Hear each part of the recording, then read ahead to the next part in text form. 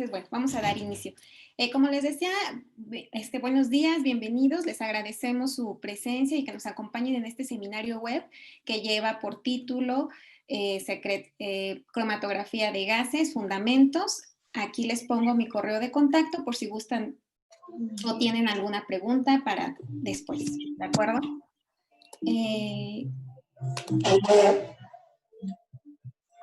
Ya. Este curso tiene un objetivo, es que el asistente conozca la cromatografía de gases, su instrumentación y aplicaciones. Dado que la cromatografía de gases es un tema muy amplio y pues hay escritos libros, enciclopedias, artículos, etcétera, nosotros queremos con este curso es que ustedes conozcan, para los que van iniciando en la técnica, conozcan precisamente, ¿no? De qué se trata la cromatografía, cuál es la instrumentación. En este caso nos estamos centrando en la cromatografía de gases, cuáles son los parámetros cromatográficos que nos van a evaluar nuestro sistema y les voy a comentar algunas aplicaciones. En el caso de la gente que ya está más adentrada en el tema, pues bueno, este seminario pretende que sea un repaso para ellos, ¿de acuerdo? Y va a ser una presentación de aproximadamente 45 minutos y al final vamos a dejar un tiempo para que nos hagan preguntas y o comentarios. Entonces, bueno, vamos a comenzar. La cromatografía, de manera general, se define como un método que es un método físico de separación en el cual los componentes se van a separar y se van a separar distribuyéndose entre dos fases, ¿de acuerdo? Una de las cuales va a estar de manera fija, va a ser una fase estacionaria, y la otra se va a mover en una dirección definida, y es lo que vamos a conocer como fase móvil. Esta es la definición de la UPAC, y aquí, como ven, les separo como las palabras claves, ¿no?, de la cromatografía, que es un método para separar a través de dos fases, ¿de acuerdo? Para que nos quede un poquito claro, a mí me gusta repasar brevemente la historia de la cromatografía, en donde el papa de la cromatografía es el botánico ruso Mikhail Twiser. Él estudiaba los pigmentos de plantas, ¿de acuerdo? Entonces él hizo su tesis de maestría y doctorado en la Universidad de Varsovia, y lo que él hizo es que tenía un extracto de planta, y como aquí lo pueden ver, hizo varias columnas donde ponía diferentes absorbentes. Él vaciaba su extracto de sus plantas en estas columnas y haciendo de acuerdo al absorbente y de acuerdo al disolvente que hacía pasar a través de estas columnas, él observaba que se iban formando anillos de colores, y es por eso que le llama a esta a este nuevo método de separación escritura en color, ¿de acuerdo? Porque él observó que de acuerdo al absorbente y de acuerdo al disolvente, es que iba a haber una diferencia y que se iban a empezar a separar los componentes de estos extractos. Después sigue pasando el tiempo, este trabajo él lo publica en 1906, es por eso que ese año es como que se le da el inicio o se conoce como que ahí queda ya descrita por primera vez la cromatografía en la literatura, y va comenzando a tomar, y lo van comenzando a retomar varias personas hasta que llegamos al año 1952, cuando dos químicos ingleses, Archer Martin y Richard Sinch, trabajaron en la separación y estudios de aminoácidos en lana, y es con base en este estudio que logran desarrollar o comenzar a sentar las bases de lo que nosotros conocemos como la cromatografía de reparto, y que es lo que vamos ahorita, o lo que ya es el inicio de la cromatografía de gases como la conocemos hoy en día. Gracias a este estudio se les otorga el premio Nobel en 1952, y aquí les dejo el link para si quieren leer un poquito más acerca de su trabajo y de la vida y obra de estos científicos. Entonces, ahorita la cromatografía como la conocemos y nos representa ventajas, como que es un análisis que nos permite hacer análisis cualitativos, cuantitativos, es una técnica sensible, es una técnica precisa y exacta, ¿de acuerdo? es rápida en el tiempo de análisis, generalmente hacemos separaciones en menos de 1 hora. Se le dice que es una técnica simple, ahorita vamos a hablar acerca de si es tan simple como se ve, y también tiene un impacto ambiental ligero, ¿de acuerdo? Entonces, pues como que tiene muchas ventajas, sin embargo, pues siempre hay algunas desventajas. Y la principal desventaja de la cromatografía de gases es que es una técnica costosa. Eh, el costo de un análisis de cromatografía de gases está alrededor de los $100, obviamente puede variar, pero se dan cuenta, pues sí, no es como que con 100 pesos vayan o 1000 pesos vayan ustedes a tener un análisis, ¿de acuerdo? Entonces, para hacer este método, la cromatografía de gases tiene dos principales requisitos. La muestra tiene que cumplir dos principales requisitos para su análisis. Y uno es que la muestra o los componentes a separar tienen que ser volátiles, es decir, su punto de ebullición debe estar debajo de los 400 grados centígrados y debe ser termoestable. Porque si la muestra se descompone, no se puede analizar o en dado caso, tendríamos que hacer alguna reacción previa para darle estabilidad a la molécula al someterla a un calentamiento, ¿de acuerdo? Y bueno, ya vimos en general la definición de cromatografía y para la cromatografía de gases, la definición que encontré en este libro, que me parece como bastante completa, es que va a ser un método de separación donde la fase estacionaria va a ser un líquido no volátil o un sólido que va a estar soportado en una columna y la fase móvil va a ser un gas inerte, ¿de acuerdo? Ya no un líquido, va a ser un gas inerte. La separación de los componentes de la muestra va a ocurrir porque los componentes van a tener diferentes presiones de vapor, es decir, diferentes volatilidades, y además van a interactuar con la fase estacionaria, es decir, va a haber alguna afinidad con ella, ¿de acuerdo? ¿Cómo es que va a ocurrir este proceso de separación? Aquí de manera general les pongo la instrumentación. Lo que vamos a necesitar va a ser un gas de arrastre inerte, como decíamos, que va a estar en un tanque. Vamos a necesitar, obviamente, los controles del flujo. Vamos a necesitar un inyector. Una vez que el inyector es la parte donde vamos a hacer que ingrese la muestra a nuestro sistema. Una vez que ingresa nuestra muestra a través del inyector, va a pasar por una columna que va a estar dentro de un horno para hacer un calentamiento y permitir la separación.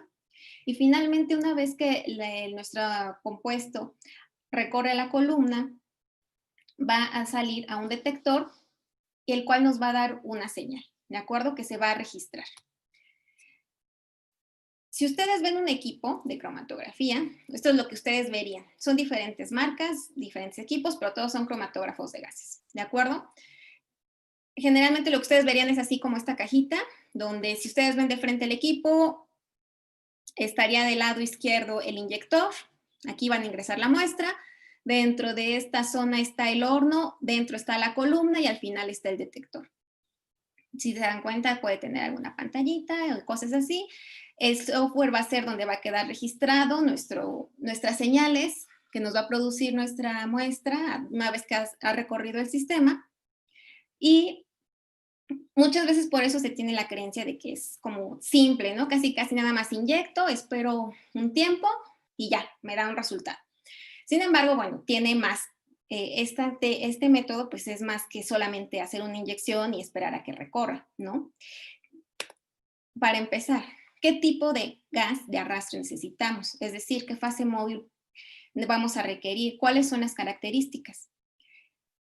Este debe ser un gas inerte, que como principal o entre las principales características es que debe ser muy puro. Generalmente cuando vemos un gas para cromatografía están al 99.9999 de pureza. Se busca que sea económico, no siempre se puede y también depende del tipo de detector, es que se va a utilizar el gas. No siempre se puede utilizar el gas más económico, ¿no? Porque no va a darnos la respuesta que requerimos. Y también deben tener controladores de presión. Aquí les presento más o menos cómo está integrado nuestro sistema para nuestro gas de arrastre. Nuestro gas se va a encontrar en un tanque presurizado, vamos a tener las válvulas de control, es decir, los manómetros a la salida, que nos va a registrar la presión a la salida del tanque, a la entrada del sistema. Se tienen que tener trampas de humedad, trampa de hidrocarburos y trampa de oxígeno para evitar cualquier contaminación y sobre todo para que no se evite cualquier, tanto contaminante en el cromatograma como el deterioro de nuestros equipos. Una vez que ya tenemos esta parte asegurada, aquí les muestro los principales gases que sirven como fase móvil. El helio, el hidrógeno y el nitrógeno tienen sus pros y sus contras. De los más utilizados es el helio, pero su contra es que es un gas que está un poco caro. Su suministro es finito. Entonces, precisamente por ello es que es caro, ¿no? Tenemos el hidrógeno que ofrece buenas separaciones, se puede generar fácilmente, incluso hay aparatos que podemos tener nuestro generador de hidrógeno en el mismo laboratorio, pero como todo, su contra es la seguridad, ¿no? Porque es un gas inflamable y explosivo y entonces pues hay que tener las medidas adecuadas y se va a utilizar.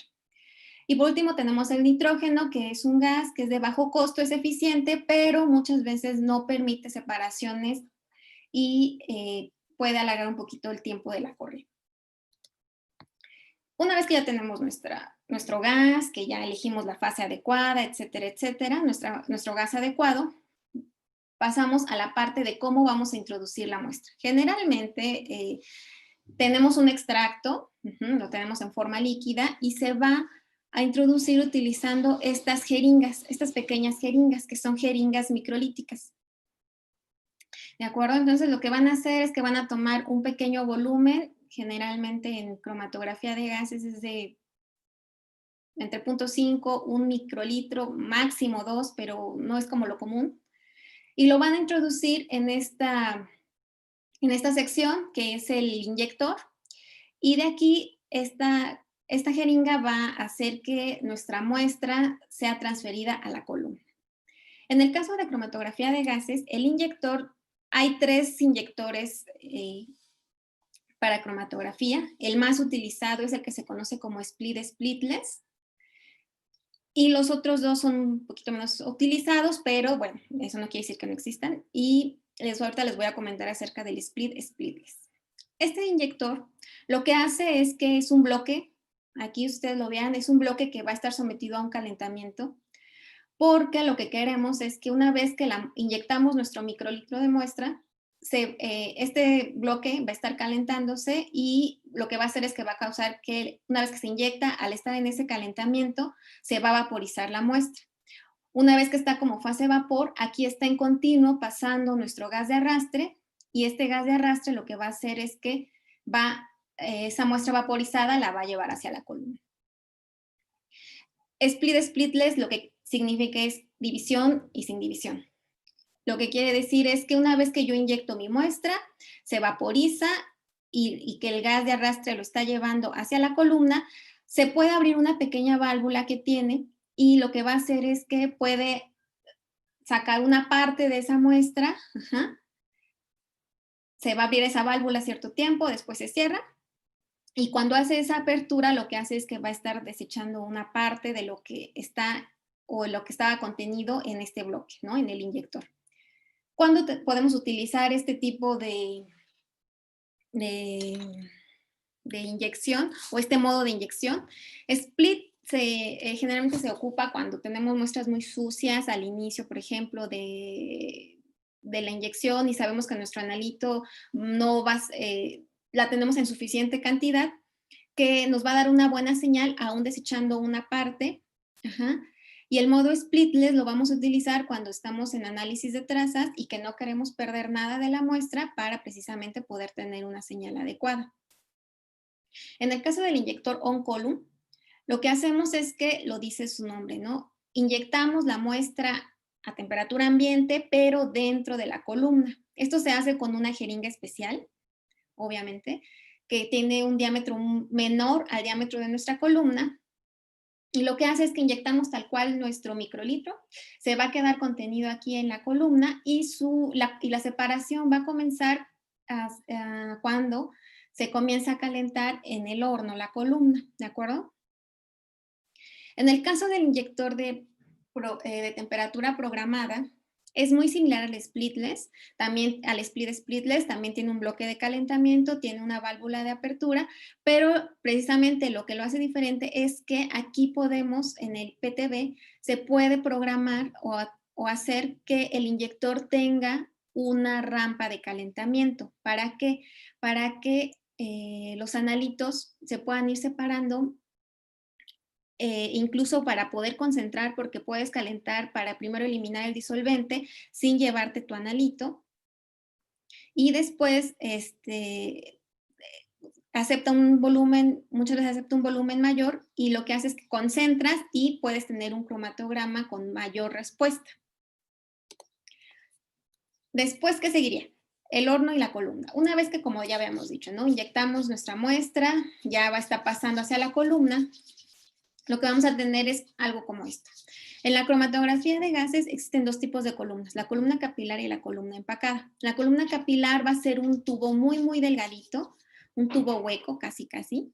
No, bueno, no casi, casi, un tubo hueco, en el cual es un tubo de sílice fundida, en donde la fase estacionaria está adherida a nuestro tubito, y eso va a permitir una mejor separación. En cambio, la columna empacada va a ser un sólido relleno donde nosotros, va a ser un sólido que va a estar tal cual, ocupando el espacio de todo el diámetro de la columna, ¿de acuerdo? La columna va a estar colocada, como veíamos aquí, en un horno, el cual vamos a poder hacer que sea un análisis que sea a una sola temperatura, que sería un análisis isotérmico, o vamos a poder hacer un programa de temperaturas para que nos permita hacer una mejor separación. Las columnas empacadas, aquí ya les muestro cómo se verían. Se dan cuenta, son columnas que están contenidas en tubos de acero o de vidrio, que los diámetros están aproximadamente entre 2 o 4 milímetros, la longitud que van a tener va a ser entre 0.5 a 5 metros aproximadamente, el flujo con el que van a trabajar sus gases van a ser entre 10 a 60 mililitros por minuto, y van a tener un bajo número de platos. Sin embargo, la capacidad, es decir, cuánto podemos inyectar de nuestros componentes, va a ser una capacidad mayor, aproximadamente 1000 nanogramos. En el caso de la columna capilar, lo que podemos observar es que van a ser unos tubitos muy delgaditos, donde la longitud puede ir de 5 hasta 100 metros, el diámetro va desde 0.18 hasta 0.53 milímetros, y el flujo de trabajo va a ser entre 1 a 2 mililitros. El número de platos teóricos va a ser muchísimo mayor a 2000, pero su capacidad va a ser no mayor a 100 nanogramos. Ahorita que ya regresemos ahorita les puedo mostrar cómo es una columna capilar. Entonces, una vez que ya tenemos estas columnas, aquí, por ejemplo, les muestro las innovaciones que han hecho algún fabricante, de que en vez de que tengamos enredada así la columna, ahora la tenemos como un disco, y pues el fabricante nos dice que nos ofrece la misma eficiencia y el mismo poder de separación. ¿De acuerdo? Entonces, lo importante en la columna, aparte de todos estos datos o estas características, es el tipo de fase estacionaria, es decir, cuál es la fase estacionaria que va a poder permitir la separación a través de las interacciones intermoleculares entre esta sustancia que es la fase estacionaria y la naturaleza de mi analito. Aquí les muestro, por ejemplo, una columna que está identificada como la fase DB1, es decir, que es 100% dimetilpolisiloxano, que tiene esta estructura, su fase estacionaria. Y si nos damos cuenta, la separación, aquí tenemos un ejemplo que se inyectaron 4 compuestos, en donde es el 2 hidrocarburos, el tridecano y el tetradecano, y 2 alcoholes, el undecanol y el dodecanol. Entonces, las interacciones con esta fase estacionaria van a ser de tipo dispersivas y se va a dar la separación con base en su punto de ebullición. Por eso primero aparece el tridecano, luego el undecanol, luego el tetradecano y luego el dodecanol. En cambio, cuando tenemos otra fase, en este caso una DB35, es decir, que tiene ahora este elemento, un grupo, dos difenilos dentro de esta cadenita, donde el 35% de estas cadenitas de dimetilpolicilloxano, el 35% lo va a ocupar estos difenilos. Esto va a hacer que cambie la polaridad de la columna. Y debido a esta polaridad que se va a estar, que ya está presente por la estructura de esta fase, va a cambiar el orden de elusión de los compuestos, como podemos ver aquí. ¿De acuerdo? Va a salir el tridecano, después va a salir mi otro alcano, porque no está interactuando, o al menos no está siendo afectado por esto, y después van a salir los dos alcoholes, como va a ser el undecanol y el dodecanol. La polaridad de una columna también existen otras fases, como la fase cianopropil, la fase trifluoropropil o el polietilenglicol. Cada una de estas fases va a hacer que la columna sea más o menos polar de acuerdo en la proporción en la que se encuentre, y el uso que vamos a hacer es de acuerdo a lo que yo necesite analizar. Algo muy común en cromatografía que se dice es que lo común disuelve a lo común, es decir, ¿qué va a interactuar con qué? ¿No? Lo que se parezca va a interactuar con lo que es similar. Y aquí ustedes lo pueden ver, ¿de acuerdo? Y bueno, no solamente eso va a ayudar a una separación. Es por eso que la columna va en un horno, porque aquí les pongo un ejemplo de una parafina en donde vemos que es una mezcla de los hidrocarburos, y vemos que cuando el análisis se mantiene a una temperatura constante, la separación puede darse, perdón, la separación se va dando, pero puede tardar demasiado tiempo. En cambio, si nosotros hacemos una programación de temperatura apoyados en que sabemos que estos compuestos tienen diferentes presiones de vapor, diferentes puntos de ebullición, vamos a lograr que salgan en menor tiempo y que se separen, e incluso logramos tener un análisis con menor tiempo, si se dan cuenta, con menor tiempo. En este caso, por ejemplo, aquí el hidrocarburo de 15 átomos de carbono sale al minuto 20, y aquí cuando se mantuvo a 150 grados sin mover, salió después de hora y media, ¿no? Tiene sus ventajas. La ventaja de este es que como siempre está a una misma temperatura, no tiene que haber tiempo de equilibrio entre inyección e inyección, pero bueno, pues si me va a durar una hora y media, pues prefiero esperar unos 10 minutos después de esta corrida para la siguiente inyección. ¿De acuerdo? Y finalmente, una vez que nuestra muestra pasó, ya interactuó con la fase estacionaria, al final la muestra va a salir a la parte donde se encuentra este otro elemento que es el detector, ¿de acuerdo? En donde el detector cromatográfico va a ser un dispositivo que nos va a indicar y medir la cantidad de componentes separados en la corriente del gas, nuestra corriente de gas de arrastre, y va a monitorear una propiedad física del analito. Esta propiedad elegida debe cambiar significativamente, para que pues, sea considerado un buen detector. Es como un ojito, ¿no? Él va a estar viendo y va a ver que es diferente a lo que tiene por línea base. Aquí les muestro algunos de los ejemplos unos ejemplos de los detectores más comúnmente utilizados. Y lo que en general debemos, o las características que debe tener un detector cromatográfico es que debe ser, o bueno, más bien puede ser universal, es decir, que los compuestos a analizar que cumplan con las características para un análisis de cromatografía de gases van a generar una respuesta, sea pequeñita o sea grande. O puede ser un detector que se le va a conocer como específico. En este caso, por ejemplo, aquí les muestro, ¿no? Un detector de captura de electrones. Nos dice que la respuesta de un detector de captura de electrones es muchísimo, muy grande para compuestos halogenados. Sin embargo, para un hidrocarburo su respuesta es nula casi, entonces no nos serviría. También el detector debe ser de una rápida respuesta, debe tener un amplio rango lineal, es decir, que nos pueda detectar por ejemplo, desde una parte por millón hasta 1000 partes por millón, y que durante todo ese intervalo de respuestas, la respuesta sea proporcional a la concentración. Y también deben ser estables con respecto al ruido y que las variaciones de flujo, presión y temperatura no le causen inestabilidad. ¿De acuerdo?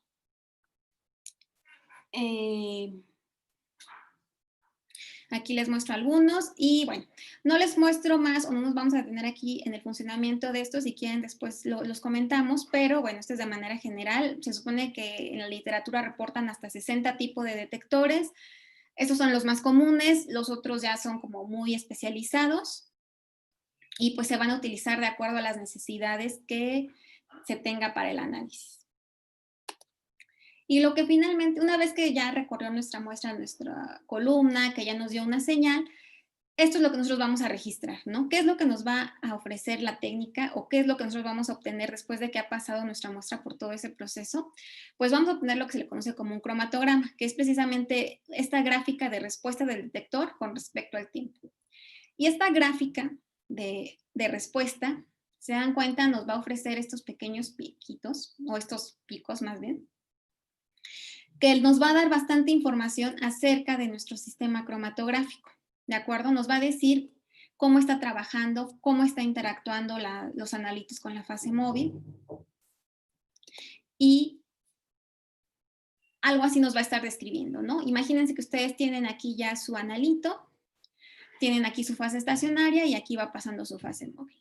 Lo que nos va a estar diciendo es que una vez que está sometiéndose al calentamiento, nos va a decir qué tanto va a estar interactuando mi analito con mi fase estacionaria, qué tanto se está distribuyendo este analito entre mi fase estacionaria y mi fase móvil, para finalmente poder ofrecerme este tipo de señales que nosotros conocemos como picos cromatográficos.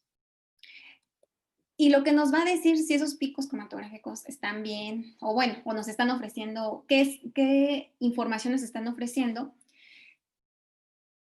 es mediante estos parámetros cromatográficos, ¿de acuerdo? Donde lo que se busca siempre en cromatografía, como ya habíamos dicho, es una separación, y esa separación la vamos a medir a través de lo que conocemos como la resolución, que la resolución se va a considerar que es buena cuando nos da un valor mayor a 1.5. Y esa resolución va a depender de este tipo de parámetros cromatográficos, que es la selectividad o el factor de separación, el factor de retención, que es una K, que se simboliza como una K', y la eficiencia simbolizada con una N. Aquí les muestro la ecuación general de la resolución, sin embargo, de manera práctica se calcula a través de medir el tiempo de retención y el ancho a la base del pico. Entonces, ¿qué necesitamos conocer para poder evaluar nuestro cromatograma, nuestro sistema cromatográfico, en este caso, como lo vemos?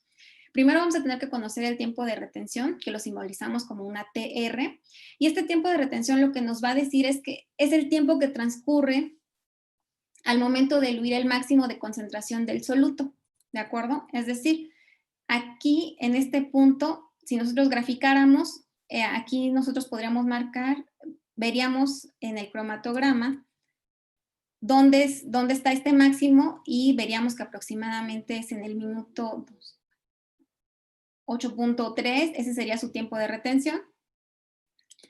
Sin embargo, se debe corregir con algo que conocemos como tiempo muerto, el cual va a ser el tiempo que tarda en eluir un soluto que no interacciona con la fase. Y una vez que conocemos el tiempo de retención, el tiempo muerto, podemos hacer o podemos conocer el factor de retención, que es lo que nos va a decir, que es un cociente que nos va a decir qué cantidad de soluto está en la fase estacionaria y qué cantidad de soluto está en la fase móvil. Cuando tenemos una gran cantidad de soluto con respecto a la fase, en la fase estacionaria con respecto a la fase móvil, es decir, está tardando en salir, ese cociente es muy grande, eso quiere decir que sí, para la fase móvil está como tardando en sacar este analito, va a darnos un número muy grande, ¿no? Un cociente muy grande. Y eso va a querer decir que este analito está interactuando muchísimo más con la fase estacionaria que este analito que salió primero, ¿de acuerdo? En el caso de la selectividad, nos dice que nos va a indicar, o este parámetro nos está indicando que hay una separación relativa entre dos compuestos y que si queremos que sea para saber qué tanto se están separando, este valor debe ser mayor a 1. Se dice que es una separación relativa porque aquí solo estamos, para hacer el cálculo o para conocer alfa, solo nos basamos en los tiempos de retención corregido. Vamos a hacer una relación de cuánto se separa A con respecto a B. Esto siempre se calcula entre dos picos adyacentes. Y finalmente, la eficiencia. ¿Qué nos dice la eficiencia? La eficiencia se va a relacionar con lo que se conoce como el número de platos teóricos, que es donde ocurre la separación, ¿de acuerdo? Aquí ustedes van a imaginar que aquí está, esta es su columna, y que en cada cierta distancia está ocurriendo esta interacción, ¿de acuerdo? Entonces, esta interacción o estas etapas donde está ocurriendo la interacción, entre más haya, o sea, entre más etapas haya, que sería como el equivalente al plato, al número de platos, que es la n, mejor va a ser su separación, ¿de acuerdo? Y es por eso que decimos que la eficiencia relacionada con n son los platos teóricos, nos va a decir, o la información que nos va a proporcionar es qué tan ancho va a ser un pico. Si hay pocos platos teóricos, es decir, que va a decir que son distancias muy enormes donde está interactuando, y entonces eso va a provocar que un pico sea muy, muy gordito. En cambio, si hay varias etapas, eso nos va a producir que tengamos picos delgados. Aquí les pongo un ejemplo de un análisis hecho para dos compuestos, en donde el primer compuesto está identificado con un asterisco y el otro no tiene nada, y nos dice, no, queremos saber si hay una separación, evaluamos el factor de selectividad, nos dice que sí, que es mayor a 1, es 1.4, y lo que nos está diciendo este factor de selectividad es que hay una separación de acuerdo a midiendo sus tiempos de retención. Vemos que sí hay una separación. Sin embargo, cuando medimos la resolución, vemos que en el cromatograma 1 es de 1.3 y en el cromatograma 2 es de 3. Y que además, al medir esta resolución, al hacer el cálculo de los platos teóricos, vemos que el primer sistema tiene una resolución, un número de platos teóricos de 18.285, en cambio el segundo sistema, su número de platos teóricos es de 120.000. Aquí podemos ver la diferencia que ofrece un sistema y otro, y la resolución va a ser importante cuando queremos cuantificar, ¿de acuerdo? Y además, si observamos, me ofrece una mejor forma de los picos, al estar menos anchos nos está ofreciendo una mejor señal. Eso nos puede ayudar también, sobre todo en la parte de cuantificación. Entonces, cuando ustedes ven este tipo de cromatogramas, aquí ya podrían decir si el cromatograma, o bueno, más bien su sistema, está haciendo una buena separación, si está siendo eficiente, al verlo del número de platos teóricos, y qué tan resuelto es su cromatograma de acuerdo a los fines que ustedes requieran. Entonces, de manera general, esto es lo que nos ofrece la cromatografía de gases. Estas señales que nos van a ayudar a poder identificar el compuesto A del compuesto B, separándolos, e incluso nos va a poder permitir la cuantificación a través de este tipo de evaluación, ¿de acuerdo? Para que ustedes puedan tener este tipo de cromatogramas, va a influir, obviamente, la fase estacionaria que ustedes ocupen, como ya vimos. Va a influir el gas de arrastre, la difusión que va a tener el analito a través de la columna y el detector que ustedes utilicen de acuerdo a la naturaleza de su compuesto. ¿Qué aplicaciones tiene la cromatografía de gases? Bueno, pues en la cromatografía de gases está, más bien, ¿qué aplicaciones no tiene, no? Hay aplicaciones en el análisis ambiental donde se determinan contaminantes orgánicos en la atmósfera, en agua, en suelo, se pueden determinar pesticidas, herbicidas, hidrocarburos. En el análisis farmacéutico se utiliza mucho para control de calidad, para evaluar disolventes residuales. En análisis toxicológico se utiliza para determinar drogas, para determinar fármacos, alcohol o contaminantes en sangre. En el caso de los análisis alimentarios nos habla acerca de que podemos identificar tipo de aceites, qué ácidos grasos los componen, si el alcohol en bebidas, el tipo de azúcar que contiene algún alimento. En la industria del petróleo nos dice qué gases o qué hidrocarburos están presentes en el gas natural, en las gasolinas, parafinas, diésel, etcétera. ¿De acuerdo? Y aquí les hago este énfasis en una aplicación porque muchos piensan que como la columna empacada tiene menos platos teóricos y evidentemente es menos eficiente, pues ya está como en desuso. Y la verdad es que no, todavía se utiliza o se siguen utilizando la mayoría de las veces por normatividad, pero vemos que es todavía algo que se utiliza, por ejemplo, aquí en este método ASTM D3612, se utiliza para el análisis de gases disueltos en aceite aislante eléctrico y la farmacopea mexicana todavía tiene métodos para detectar disolventes y compuestos relacionados en sustancias activas para muchos principios activos.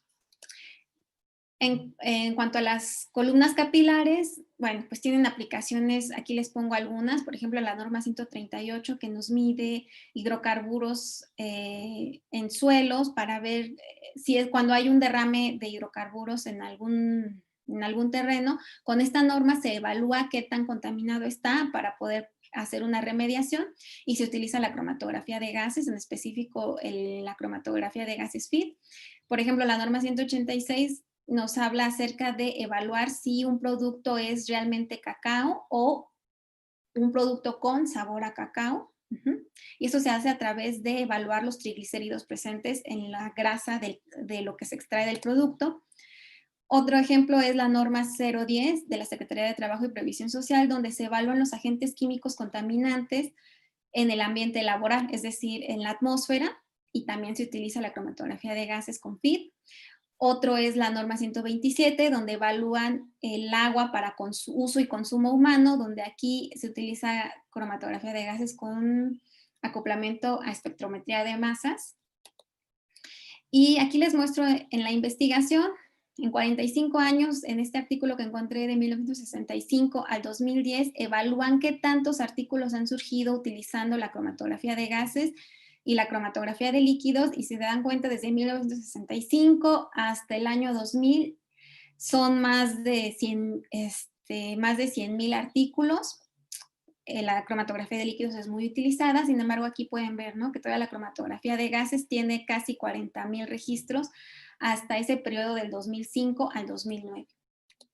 Como les comentaba Marisol, en el laboratorio en el que estamos es el laboratorio de investigación y conservación del patrimonio cultural. Hemos utilizado la cromatografía de gases para identificar aceites secantes en pintura novohispana y también se ha utilizado la cromatografía de gases para hacer la caracterización de pinturas acrílicas en murales mexicanos. Todo esto con la finalidad de poder dar la información a los restauradores para saber qué tipo de tratamientos pueden dar y así seguir conservando este tipo de trabajos, ¿no? Murales, esculturas, pinturas, etcétera.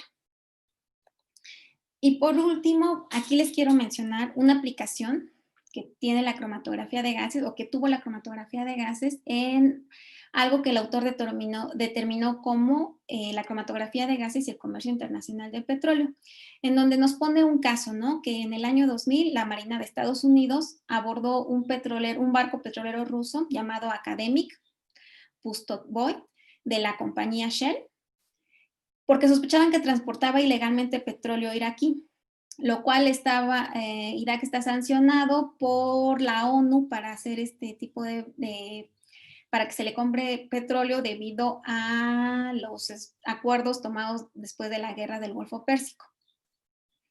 Entonces, cuando detienen a este barco petrolero, estaba en aguas internacionales, pero había salido de aguas territoriales de Irán.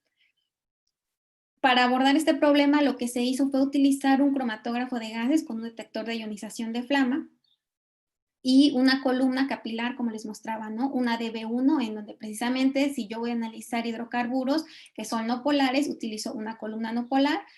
Se utilizó esta columna de longitud suficiente para poder hacer la separación. Se hizo una inyección por split debido a que no era una muestra que iban a medir el nivel de trazas. Y se hizo un programa de temperatura que, como les mostraba en las diapositivas, ayuda a una separación, y se utilizó hidrógeno, helio como fase móvil. Como estándares para poder comparar si el petróleo era de Irak o de Irán, se tomaron varias muestras de petróleos de la zona de Irán e Irak, y con eso hicieron una base de datos. Una vez que ya tuvieron toda esa base de datos,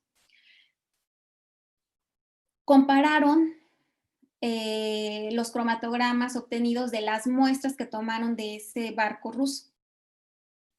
Y aparte de hacer la comparación visual, es decir, si el perfil cromatográfico se parecían a los petróleos de Irán o de Irak, también encontraron biomarcadores e hicieron una relación de qué tanto se encontraba el nonano del decano con relación al decano, del decano con respecto al undecano y del decano con respecto al undecano.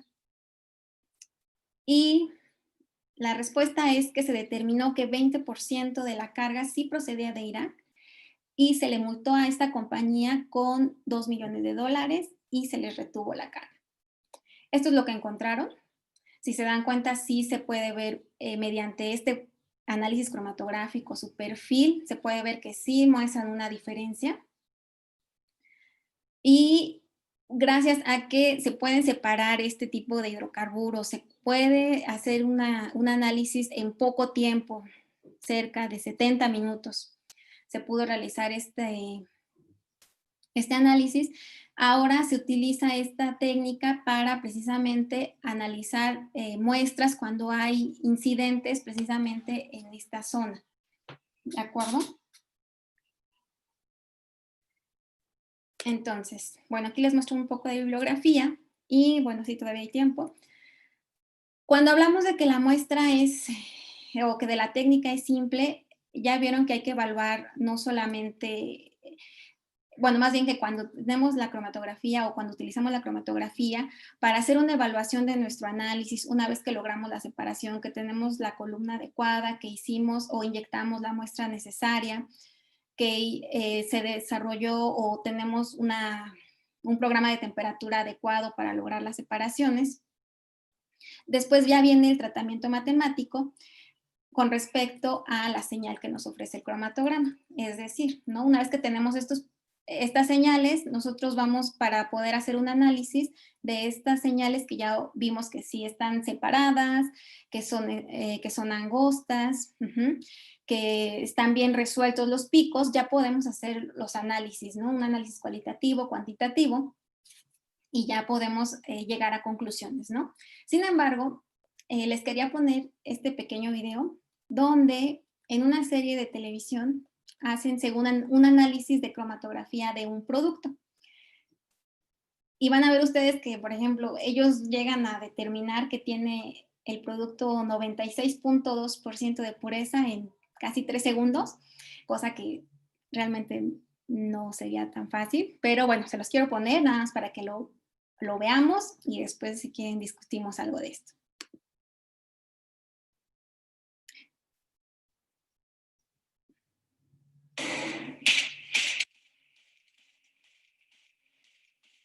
¿Sí se ve? No, no se ve. ¿No se ve el video? Tienes No. que salir, yo creo que Hay de que tu cambiarla. Ah, a ver. No. Cerrar imagen y cerrar la pantalla. A ver, voy a cerrar esta pantalla.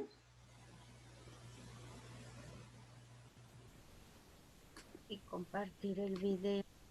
Sí, a ver. Ya me salí. Y voy a compartir esta imagen.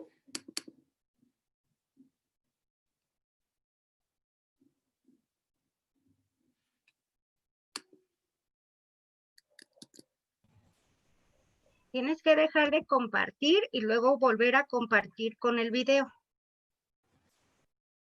A ver, ya dejé de compartir. Ahora Y comparte de nuevo. teniendo ya abierto el video. Aquí está. A ver, entonces veámoslo, por favor. Y aquí está, ¿no? Ellos hicieron un producto, que en este caso se supone que es una droga. Y aquí ya está tomando su muestra.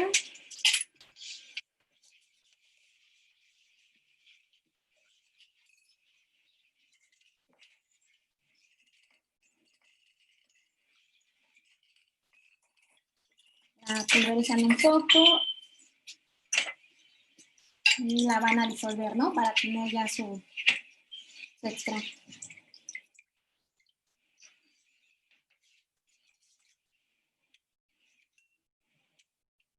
Toma un volumen X.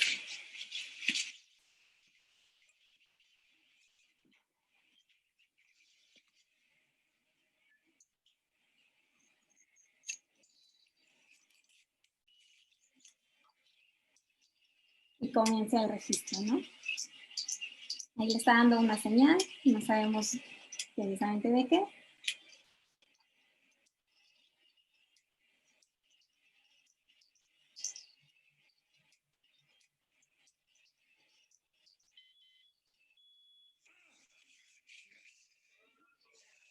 Well done. First of many. ¿No? Entonces, ahí lo tiene, ¿no?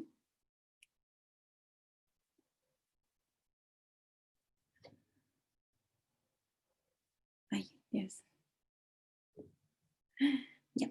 Entonces, bueno, se dan cuenta, es por eso que a veces tiene, en el común de la gente pueden creer que es una técnica fácil, casi nada más con inyectar ya tenemos una respuesta y obviamente eso no es así. Entonces, bueno, espero que con todo lo que conversamos ahorita,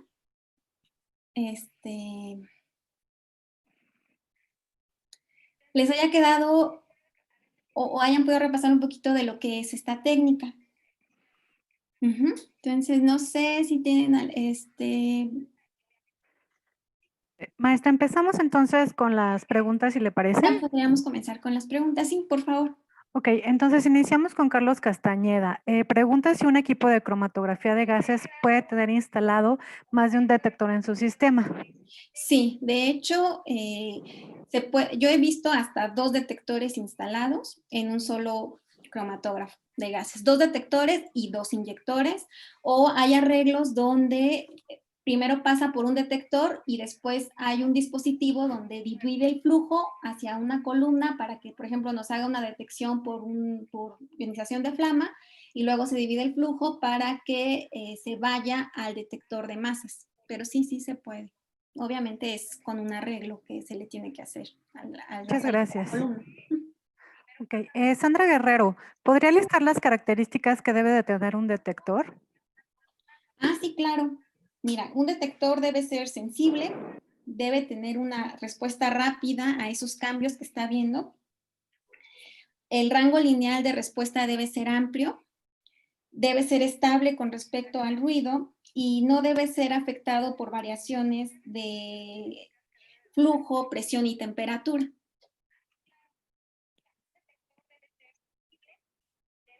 Básicamente esas serían las principales. Ok, gracias. Zaira Amador y Ari Rivera en YouTube tienen una pregunta muy parecida.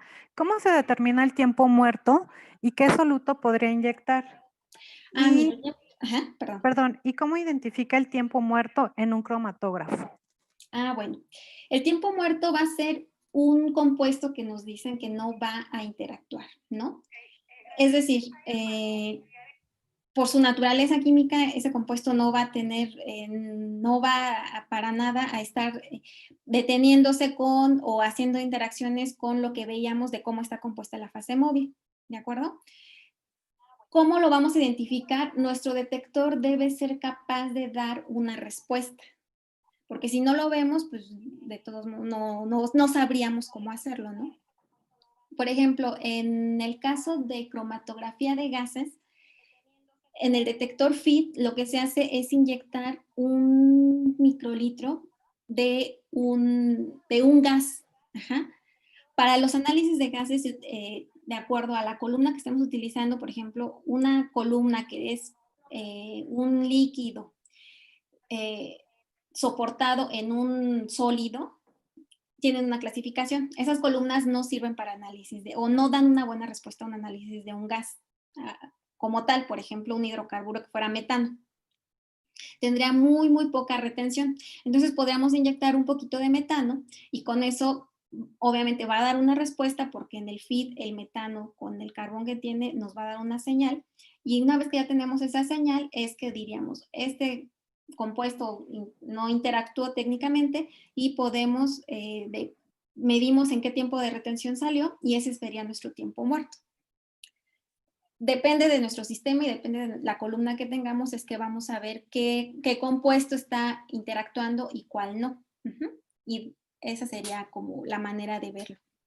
Gracias, maestra. José Carlos Lugo pregunta, ¿cómo aumentar la resolución? Mira, la resolución puede darse o puedes aumentar, si te das cuenta, desde, creo que voy a compartir la pantalla otra vez. Bueno, en lo que les puse de la ecuación general de la resolución, ¿no? Ya sea que cambies la selectividad o que aumentes el factor de retención o que aumentes el número de platos teóricos. ¿Cómo vas a hacer eso? Bueno, una es fijándote en la fase estacionaria, en el flujo de tu gas de arrastre, hasta incluso la cantidad de muestra que inyectas va a poder significar, precisamente es para eso lo que nos sirve una muestra, un inyector splitless, ¿de acuerdo? Entonces son, incluso también, por ejemplo, aumentando la temperatura, como viste, son varios factores que nos van a ayudar a tener una mejor resolución. De acuerdo a lo que tengas en tu muestra y tu sistema, vas a poder mejorarlo. Si lo que sí no vas, cuando observas que tu compuesto, tus dos compuestos son muy similares, por ejemplo, se me viene a la mente una mezcla de gilenos, una fase que es 5% difenil polisiloxano, con esa fase tú no vas a poder, así hagas una rampa de temperatura muy lenta, pongas un flujo óptimo, inyectes la cantidad necesaria de muestra, tú no vas a poder separar dos isómeros, que es el ortogileno y el metagileno. Cuando tú cambias de fase estacionaria, ahí sí vas a poder separar a una fase más polar, tú vas a poder separar los tres isómeros. Entonces, pues, ahí va a depender mucho, en principio, de la naturaleza de tu muestra, la naturaleza de tu analito, y saber el comportamiento para poder, si vas a poder, si se puede, haciendo este cambio de flujo, de temperatura, si vas a poder separarlo o vas a requerir hacer un cambio ya de la fase estacionaria o incluso de la longitud de la columna. Esa se podría hacer, tendríamos que ver un sistema en su conjunto. No sé si con eso queda un poquito más claro. Gracias, maestra. Héctor Rosas, ¿qué parámetros cromatográficos se pueden optimizar y o maximizar para mejorar la separación? Bueno, pues como veíamos en la ecuación general de la resolución, nosotros podemos maximizar y optimizar el flujo. Mayra, dejo de compartir para que pongas tu presentación y puedas bueno. explicar. Sí.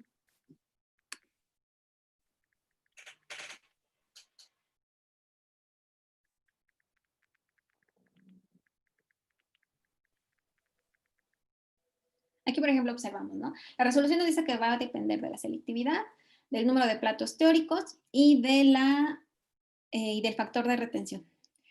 Estos vienen dados precisamente por la fase estacionaria, el flujo de mi gas de arrastre y la temperatura. Generalmente son como los tres parámetros que vamos a estar aquí moviendo.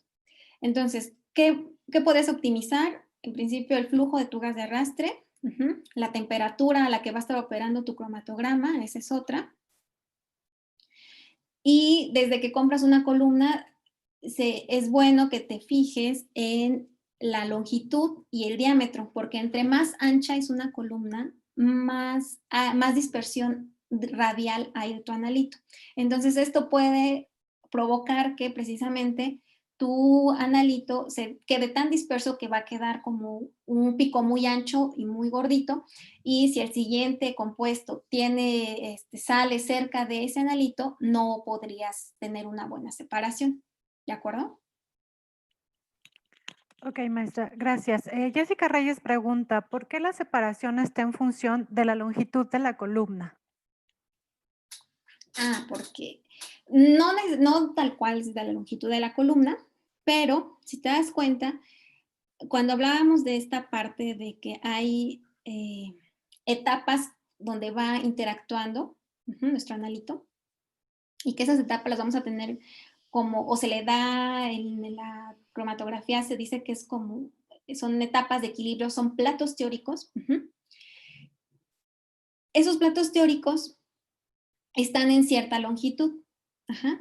Entonces, si tú tienes una columna muy pequeñita, tienes menos de estas, podrías tener menos de estas etapas, ¿de acuerdo? Entonces, si no le das tiempo a que interactúe lo suficiente, entonces tus compuestos van a no separarse adecuadamente. En cambio, si tú alargas un poquito esa longitud para que puedan estar interactuando y distribuyéndose tus compuestos entre la fase estacionaria y la fase móvil, tú vas a lograr que tus compuestos se puedan separar uno del otro y obtengas finalmente lo que se está buscando, ¿no? Que son picos definidos y separados.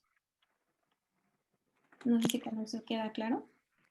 Gracias, maestra. Valeria Cruz pregunta, ¿el número de platos y la resolución va a depender del analito cuantificado? Sí, bueno, cuando evaluamos la resolución, ¿y qué me decía? La resolución va a depender del El analito. analito cuantificado. ¿El número de platos y la resolución va a depender del analito cuantificado? Bueno, cuando hablamos de resolución es porque tenemos dos compuestos, ¿no? Estamos midiendo la separación entre dos compuestos. Va a depender de de esta parte, de la selectividad de la columna. Mucho va a depender, como vemos aquí, de la selectividad de la columna, porque, como mencionaba, si un analito es muy similar a otro y tienen casi comportamientos idénticos, si la fase estacionaria no es la adecuada, no van a separarse.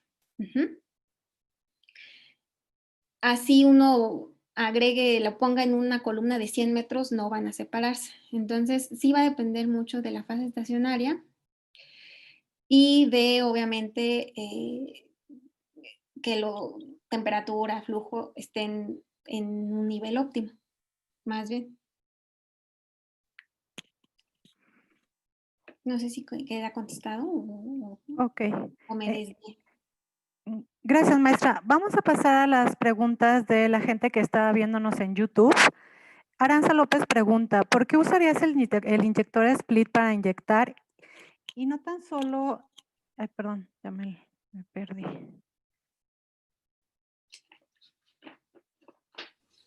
Y no tan solo menos cantidad de muestras y con eso te dará la respuesta.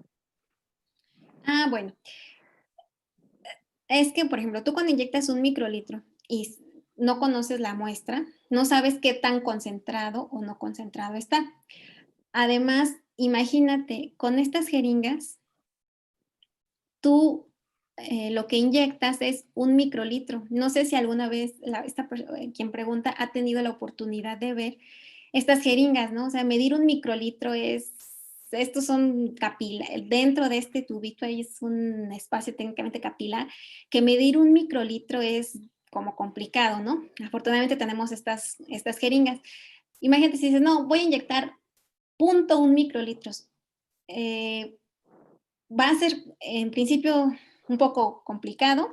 En segunda, cuando quieres hacer un análisis, el que estés repitiendo inyectar 0.1 microlitros y 0.1 microlitros también va a ser muy complicado, lo cual te va a poder causar variaciones. Entonces, mejor lo que se hace es que inyecta siempre 1 microlitro y esta válvula que va a permitir la apertura para poder desechar lo que hay aquí, es automática, son muy sensibles y nos va a permitir precisamente hacer eso, ¿no? Tener repetibilidad en las inyecciones, mayor precisión y mayor exactitud. Ujú. Ok, gracias, maestra. Luis Jonathan Vázquez pregunta, ¿qué significado tiene en el cromatograma que haya picos puntiagudos y cuadrados? Ah, mira, cuando hay este tipo de picos puntiagudos y cuadrados, quiere decir que de este compuesto, el compuesto 4, hay demasiada cantidad, tanto que saturó la señal del detector. Entonces, esto ya no lo puedes cuantificar. Tendrías que reducir la cantidad de muestra o diluirla en dado caso para que tú puedas cuantificar o puedas saber, tendrías que tener un pico aquí donde sí puedes determinar su área. Lo que significa es que es un pico que está en una muchísimo mayor concentración que los demás y saturó la señal del detector. Eso significa. Gracias, maestra. Lisette Canales, de acuerdo a mi muestra y su naturaleza química, ¿cómo selecciono una fase móvil y o estacionaria? La fase móvil es menos crítico, ¿no? Nitrógeno, hidrógeno y helio son fases inertes. Tu analito no va a estar interactuando con tu fase móvil. Entonces, aquí lo que puedes hacer es elegir, bueno, y depende de tu detector. Si tienes un detector de masas, necesariamente vas a tener que utilizar helio. Si tuvieras un FID, podrías utilizar nitrógeno, que es más barato y ofrece buena resolución.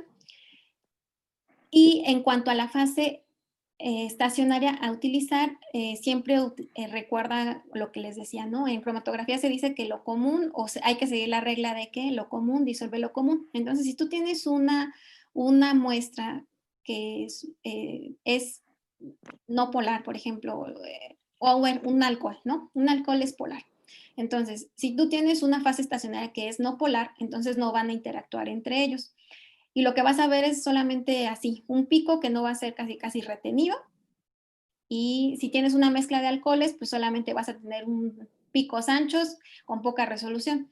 Entonces, ¿qué tendrías que hacer? Buscar una fase estacionaria polar, que con esa fase estacionaria tus analitos sí van a interactuar, en el caso de un alcohol, y el que estén interactuando precisamente va a permitir que haya esta separación. En eso te debes basar. Si tu analito es polar, no polar, y en el caso de la fase móvil, ver qué detector tienes y elegir el que más convenga tanto a tu necesidad. Cuando son detectores como el espectrómetro de masas, ahí sí definitivamente tiene que ser helio. Pero eso pues ya dependerá qué sistema cromatográfico tienes.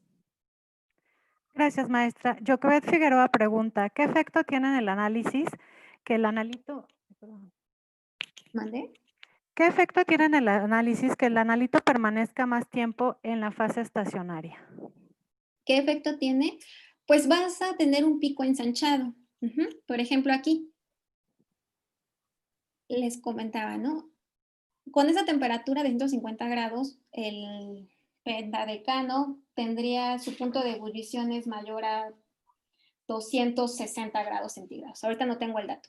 Entonces, para que ese analito que está interactuando mucho con esa fase no polar y que su punto de ebullición es muy alto, a 150 grados centígrados, pues no le va a permitir salir o no va a permitir, o más bien va a estar interactuando tanto tiempo con la fase que aquí, como pueden observar, le causa un pico ancho y deforme, ¿no? Ya no es este piquito que se busca que sea un pico simétrico, ¿de acuerdo? Entonces, eso es lo que va a causar. El que esté interactuando tanto tiempo con la fase, dadas las condiciones del sistema, va a provocar que tenga un pico ancho, poco definido, y pues no te va a ayudar mucho, ¿de acuerdo? Gracias, maestra. Matus Morelo, ¿qué parámetro en un cromatograma nos proporciona el aspecto cualitativo y cuál el cuantitativo? Mira, para que hagas un análisis, o en este caso decir que estás en un análisis cualitativo, tú puedes ver aquí, para identificar siempre es el tiempo de retención, ¿de acuerdo? Cuando tú vas a identificar en cromatografía de gases, en este caso, por ejemplo, un FIT, tú vas a ver el tiempo de retención y ¿me salí? Sí. Ay, Dios. A ver, déjenme ver otra vez.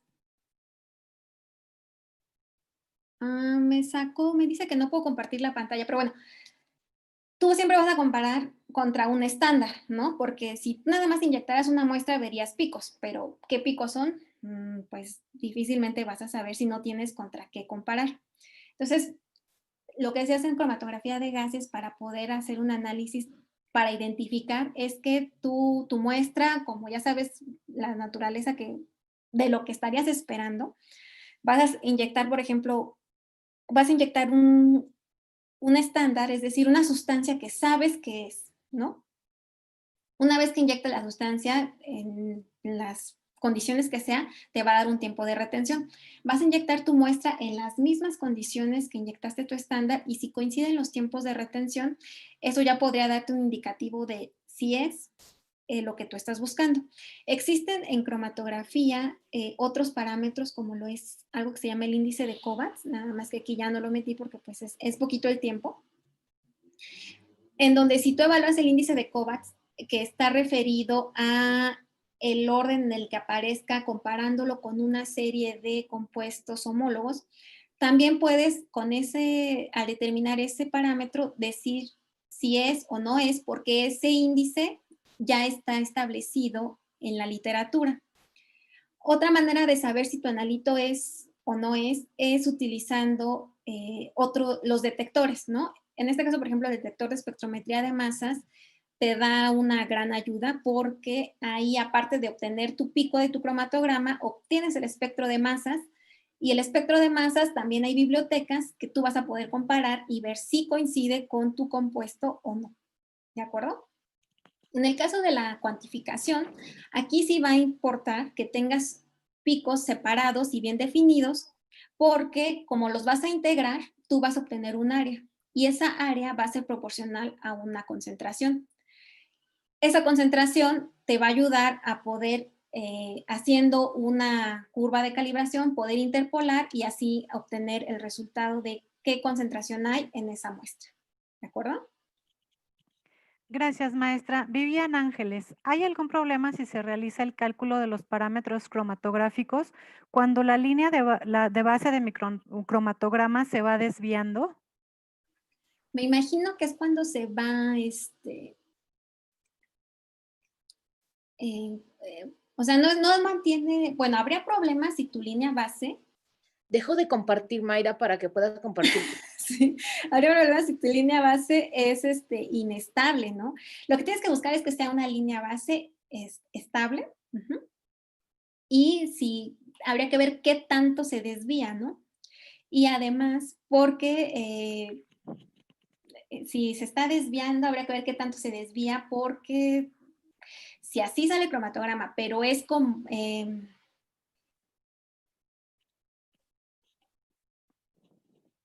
si se dan cuenta, el parámetro con el cual podrías tener mayor problema sería en la resolución, porque la selectividad se basa en medir tiempos de retención.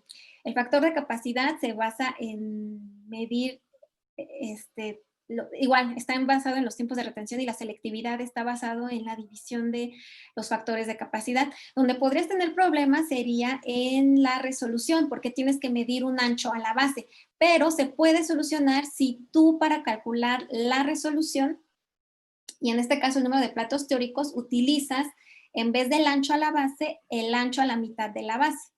Si es que tu cromatograma o tu sistema no te permite mejorar esa línea base, ¿de acuerdo? Entonces, si me dijeras qué problema hay, yo te sugeriría que midas el parámetro, en este caso la eficiencia, utilizando el ancho a la mitad de la base. Y habría que ver si tu columna quizá ya no está sirviendo o ya está muy desgastada, que a la temperatura a la que le estás utilizando ya te está causando esas variaciones, porque podría ser un problema de la columna y pues ya se requiere cambiar para que tú puedas evaluar bien los parámetros. Sí, yo pensaría que es más por ahí. Muchas gracias, maestra. Olguín Castillo pregunta, ¿cuál es el criterio de separación si tengo una muestra con propiedades muy similares? Mira, el criterio de separación muchas veces lo que te piden es que la resolución sea mayor a 1.5, porque con eso aseguras que tus picos ya están bien definidos y que estás llegando a la línea base, y que hay una separación entre pico y pico, ¿de acuerdo? Sin embargo, si tienes algún método establecido y el método te dice, aceptamos una resolución de 1.3, puede ser válido. Entonces tendríamos que ver, o sea, en principio la técnica o lo que te dice la bibliografía, la literatura, es que una resolución aceptable es mayor a 1.5. Pero muchas veces en algunos métodos te dan algunos valores de referencia porque ya se conoce el comportamiento de algunos de los compuestos a analizar. Pero en principio, si tú quieres evaluar si está bien la resolución, por la literatura de cualquier libro de química analítica que te habla de cromatografía, te marcan un valor de 1.5. Ok, gracias maestra. Oscar Guzmán, ¿es posible separar compuestos orgánicos que sean ópticamente activos? Sí, si te refieres a, por ejemplo, compuestos quirales, sí hay columnas para cromatografía de gases que tienen esa propiedad de separar cosas quirales. Ópticamente activos, pues, por ejemplo, me podría dar un ejemplo más claro. No me imagino ahorita como qué compuesto, pero me imagino que va por ahí de la parte de quiralidad. No sé si estoy bien.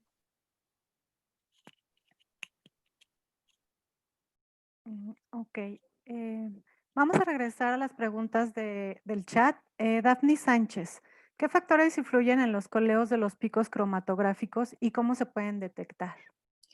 Mira, pues cuando tienes un pico que no es simétrico, que no tiene la forma de campanita, quiere decir o que está interactuando mucho con tu fase o que no está interactuando casi nada. Porque si te das cuenta, como habíamos dicho, la forma del pico y el tiempo que va a estar, la forma del pico va a depender de cuánto se está distribuyendo en la fase móvil y cuánto se está distribuyendo en la fase estacionaria. Si es un compuesto no polar y tienes una columna no polar y sabes que se separa bien a cierto rango de temperatura, puede que tengas que optimizar el flujo, ¿de acuerdo? En el caso de que si estás viendo que sí tienes un flujo de alrededor de 1 a 2 mililitros por minuto, pero ves que no se está logrando separar, puede que también no estés utilizando la temperatura óptima, ¿de acuerdo? Entonces, habría que ver qué es lo que evaluar todos este tipo de, de datos en el sistema, si está con el flujo óptimo, si está con la temperatura o un programa de temperatura adecuado. Eso podría ser la manera en que puedes evaluar. Gracias, maestra. Jessica Reyes, ¿de qué depende la cantidad de platos teóricos en la columna? ¿De qué depende? Pues mira, la cantidad de platos teóricos va a depender es que me estoy acordando de la ecuación, tanto de la longitud, es que no tengo aquí, a ver, déjenme ver si ahorita puedo abrir la ecuación que nos relaciona la longitud de la columna con el número de platos teóricos y con algo que se le llama la altura de plato teórico, ¿de acuerdo? Que es precisamente esa serie de etapas o en lo cual se imagina la cromatografía, que es, la cromatografía está basada o se hizo un similar cuando se desarrolló la técnica a que era similar a una destilación, en donde una torre de destilación tiene ciertos platos, que son un número de etapas donde se está dando un equilibrio líquido-vapor. Entonces se imaginó una columna cromatográfica similar a eso. ¿De acuerdo? Entonces, de acuerdo al equilibrio que está habiendo con el analito y tanto la fase estacionaria con la fase móvil, los equilibrios que están ocurriendo ahí es como nos dicen que se da o podemos evaluar nuestro número de platos teóricos. ¿De acuerdo? Pero no, déjenme buscar ahorita esa parte para ver una ecuación. Y ahorita nos regresamos a esa pregunta. ¿De acuerdo? Ok, gracias maestra. Daphne Sánchez, ¿cómo debe ser la preparación de muestra para que no exista interferencia en el análisis? Bueno, es que hablar de preparación de muestra ya es un tema también muy aparte. Pero mira, hay que ver, ¿no? ¿Dónde está contenida tu muestra? ¿Está en un sólido? ¿Viene de una matriz de aire? ¿Viene de una matriz suelo? ¿Viene de una matriz agua? ¿Qué es lo que está? ¿no? Entonces, partiendo de dónde de dónde quieres extraer ese analito, puede ser el método para que tú hagas la preparación de muestra, ¿sale? Entonces, por ejemplo, cuando muchos de los métodos cromatográficos o para preparar muestra consisten en extracciones líquido-líquido, donde tus analitos, por ejemplo, No, pues ya te tocaron los trastes. tus pesticidas son compuestos no polares, obviamente están en la cantidad en la que se encuentran en el agua, pueden estar distribuidos, pero si tú haces una extracción con un disolvente que es un disolvente no polar, que no es miscible en agua, pero que sí es capaz de extraer a tus analitos, tú puedes hacer eso, ¿no? Una extracción líquido-líquido. Sin embargo, ahora se han desarrollado nuevas metodologías. Una de ellas es la extracción en fase sólida, en donde tú tienes un cartucho con similar a una columna cromatográfica, donde tú vas a tener una fase que es afín a tu analito y que no es afín a retener agua, ¿no? Entonces, por ejemplo, esa preparación o ese método de preparar muestra, que es la extracción en fase sólida, lo que hace es que tú haces pasar agua, por ejemplo, como con el ejemplo de un contaminante no polar en agua, tú haces pasar el agua a través de ese cartucho y tu compuesto se va a quedar retenido en tu cartucho. Después tú vas a hacerle pasar un disolvente no polar que es afín a tu analito y vas a obtener ahí tu analito de interés, ¿no? Esa es una manera. Sin embargo, también, por ejemplo, hay otras que son, hay un dispositivo que se llama purga y trampa, hay otro que se le llama como la microextracción en fase sólida, donde igual tú pones a calentar tu muestra, esperas que sea liberada a través del calentamiento y la vas a captar en una fibra, que es afín a tu analito, y esa fibra tú la llevas a tu inyector y la puedes desorber. Entonces, esa pregunta sería muy general, más bien habría que empezar a ver si tienes que extraer con alguna técnica en especial y qué es con lo que tú cuentas, ¿no? Porque también podemos hablar de que sí, haz unos cartuchos y no sé qué, y a lo mejor no está el presupuesto, o si muchas veces cuando trabajamos en laboratorios de análisis, de ensayos de tercería, cuando uno sigue una norma, si la norma es muy específica en cómo hacer el tratamiento de la muestra y hacer alguna limpieza, pues se tiene que seguir esa normatividad, ¿no? Porque ya son métodos muy probados. Entonces, habría que ver que de toda esa gama tienes, con qué cuentas y hasta dónde tienes esa libertad de poder hacer o buscar métodos nuevos de preparación de muestra. Gracias, maestra. Fernando Cruz, relacionado con la normatividad, pregunta si existe alguna normatividad nacional o internacional que podamos usar como guía para implementar métodos cromatográficos. Existen muchas. Entonces, mira, aquí más bien vamos a ver me imagino que si trabajas en un laboratorio, tú sigues un método de referencia y ese método de referencia tiene es un método primario. Entonces vamos a ver, ¿no? Si tú estás siguiendo un método EPA, la EPA tiene una guía para precisamente análisis cromatográficos, es la EPA 8000.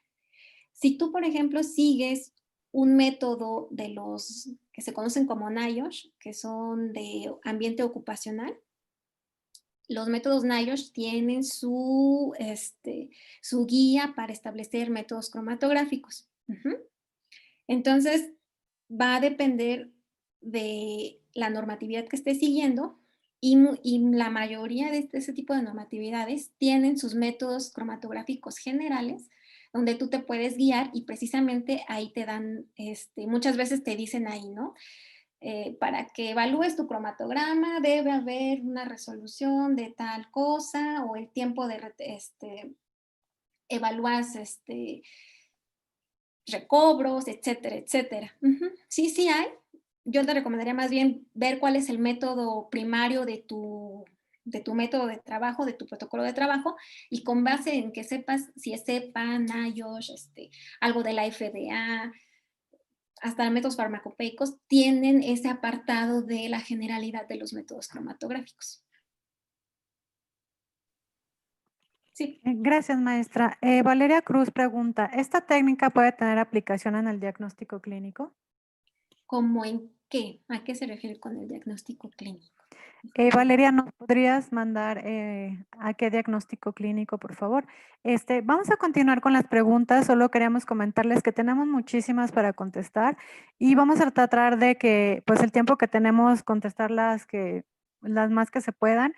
Y si no, les vamos a hacer llegar las respuestas a sus correos, por favor. Sí, con mucho gusto. ¿sí? Sí, claro, con mucho gusto yo las recibo y en un lapso de aquí al fin de semana prometo estar respondiendo. También si requieren alguna referencia o algo, igual con mucho gusto para estarlas buscando. Sí, no habría ningún problema. Gracias, maestra. Entonces vamos a continuar con un par más de preguntas. Marcos Díaz, además de analizar los componentes de una muestra, ¿se puede utilizar la cromatografía de gases para separar los componentes de una muestra? A ver, otra vez. Además de analizar los componentes de una Ujú. muestra, ¿se puede utilizar la cromatografía de gases para separar los componentes? O sea que después de que se separaron, como que los pueda recuperar. ¿A eso se refiere? Me supongo que sí. Sí, se puede utilizar la cromatografía para separar los componentes de una muestra. Es que creo que está como repetitiva la... Ujú. Porque yo Mm. así hay columnas a tamaño industrial, pero yo que sepa, no es como con cromatografía de gases. Pero lo podríamos, bueno, sí me puedo dar a la tarea de buscar si realmente tiene como esa aplicación a mayor escala, porque si se dan cuenta, la cromatografía de gases de aquí, lo que hace es separar los componentes, pero de 1 microlitro de muestra. Entonces, pues no creo que, no sé si eso le serviría, ¿no? Pero si hay una aplicación o está escalado a mayor volumen, pues tendría que ver. Realmente, yo que sepa, no está, pero puedo revisar. Ok. Gracias, maestra. Viridiana Martínez, ¿cómo saber qué tipo de inyección es la más conveniente al analizar la muestra? ¿Qué es lo más conveniente? Lo que veamos, ¿no? Si tu muestra es térmicamente estable, porque el inyector generalmente, generalmente se maneja como a 250 grados. Si lo requieres a mayor temperatura, también se puede trabajar a mayor temperatura. Pero bueno, digo, partamos de que lo manejas a 250 grados. Si a esa temperatura tu muestra no se descompone, puedes trabajar con un split splitless, ¿de acuerdo? Pero si, por ejemplo, tú sabes que tu muestra algunos componentes de esa muestra, de tu extracto problema, pueden llegar a descomponerse, entonces se sugiere que se utilice el call-on-call, ¿de acuerdo? Pero ya son como aplicaciones muy especiales. Es por eso que el detector splitless es como el más común, porque si se dan cuenta, desde que establecimos que que los requisitos para un análisis de cromatografía de gases es que las muestras sean térmicamente estables, pues sería como complicado, ¿no? Pero bueno, uno nunca sabe, ¿no? Incluso hay bueno, uno nunca sabe qué particularidades pueda tener un análisis, pero en general el splitless, si tienes una muestra térmicamente estable, que vaporiza rápidamente porque su punto de ebullición no pasa de los 400 grados, el splitless es una buena opción. Gracias, maestra. Les recuerdo que vamos a contestar un par más de preguntas y creo que ya regresaríamos como para hacer el cierre y todas las demás que se quedaron pendientes se las vamos a hacer llegar por correo con el apoyo de la maestra Mayra. Y Juana Monroy pregunta, si en muestras biológicas salen algunos picos con coleo, ¿qué afectan la cuantificación? ¿Cuál sería el procedimiento para corregir? Si salen con coleo. Bueno, primero hay que ver qué tanto están inyectando, porque muchas veces el pico se puede formar si no estás inyectando la cantidad adecuada.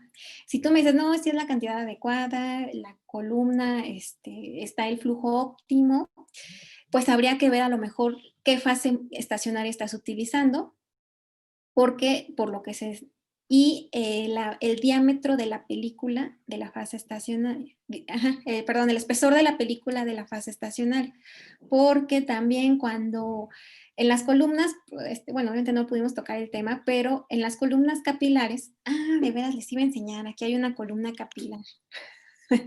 Ya verá, que no nos quedemos con la duda. Miren, así de delgadita es una columna capilar. esta columna capilar la saqué de una columna que ya no dejó de servir, pero ustedes como pueden ver es un hilito técnicamente. Ajá. Entonces, esta columna, aquí no lo pueden ver, pero dentro es un tubito hueco y tienes, dentro de ese huequito está la fase estacionaria. Entonces, también, aparte de la naturaleza de la fase estacionaria, la separación puede verse afectada por el espesor de la película. Entonces, puede que la fase estacionaria sí me sirva, pero quizá requiera que sea un espesor de película un poquito más delgado o un poco más ancho. Entonces, habría que estar evaluando esa parte. Entonces, yo de inicio te sugeriría ver si estás operando la temperatura adecuada antes de pensar en cambiar la columna, que eso es como lo último que se debería buscar hacer. Estás operando la fase adecuada, con el flujo adecuado y el volumen de inyección adecuado. Muchas gracias.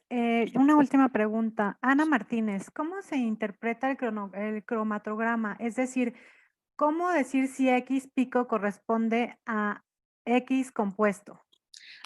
Como les mencionaba al inicio, para identificar en cromatografía de gases se deben contar con estándares, ¿de acuerdo? Y para poder saber. En el caso de cromatografía de gases acoplado a masas, nos da una gran ayuda el espectrómetro de masas, porque en la espectrometría de masas están estandarizadas las condiciones con las cuales se puede analizar. Y están tan estandarizadas que por eso hay bibliotecas. Y de hecho hay bibliotecas de espectros de masas obtenidos por cromatografía de gases que están ahí en libre acceso en internet, ¿de acuerdo? Entonces, si tú no tienes un cromatógrafo de gases masas y tienes, por ejemplo, un cromatógrafo de gases FIB, en principio debes de contar con el estándar para comparar que aparezcan en los tiempos de retención similares o técnicamente iguales. Si tienes puedes determinar el índice de COVAX, que si gustan, pues igual me escriben y no sé si después con la Secretaría podríamos enviar un pequeño artículo acerca de la información de cómo se calcula el índice de COVAX. Ese también es otro parámetro que nos ayuda a poder decir cualitativamente si mi compuesto es lo que es o no es.